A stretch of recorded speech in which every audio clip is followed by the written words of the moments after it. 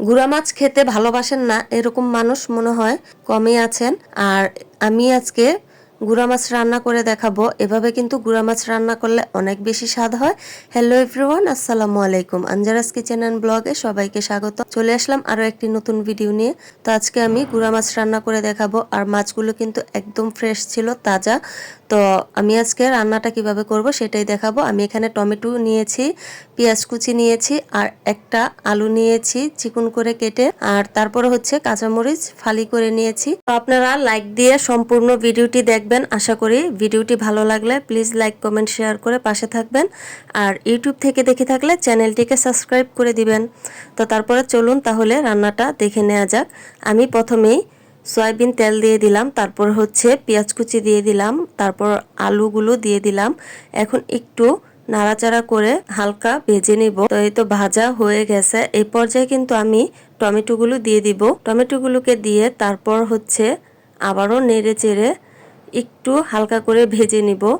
আমরা তো রান্না সবাই করতে পারি, তো এক একজনের রান্নার ধরন এক এক রকম, আর এক একজনের রান্নার স্বাদও কিন্তু এক এক রকম।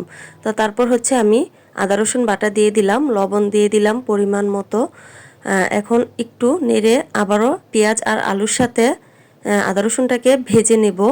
এই পর্যায়ে আমি একটা তেজপাতা ছিঁড়ে দিয়ে দিলাম। আর গুঁড়া মাছে কিন্তু তেজপাতা দিলে অনেক বেশি ভালো লাগে। হোটেলে যে মাছগুলো রান্না করে সেগুলোতে কিন্তু তেজপাতা থাকে। তো তারপর হচ্ছে সামান্য পানি দিয়ে তারপর গুঁড়ামরিচ দিয়ে দিলাম 1 চামচের মতো, তারপর হলুদের গুঁড়া দিয়ে দিলাম, ধনিয়ার গুঁড়া দিয়ে দিলাম 1/2 চা চামচ। এখন ভালোভাবে মশলাগুলোকে কষিয়ে নিব।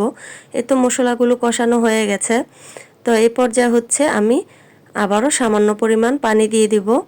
তো আজকের ভিডিওটি কে কোথা থেকে দেখছেন কমেন্ট করে জানাবেন, আর ভিডিওটি কেমন লাগলো সেটাও জানাবেন। তো এখন আমি মাছগুলো দিয়ে দিব। এই তো মাছগুলো দিয়ে দিলাম। এখন একটু হালকা করে নেড়ে তারপর হচ্ছে উপরে কাঁচামরিচগুলো দিয়ে দিব। আর কাঁচামরিচ কিন্তু গুঁড়া মাছে না দিলে ভালোই লাগে না, দিতে হবেই। না দিলে দেখতেও ভালো লাগে না আর খেতেও ভালো লাগে না। তো কার কার কাছে এরকম লাগে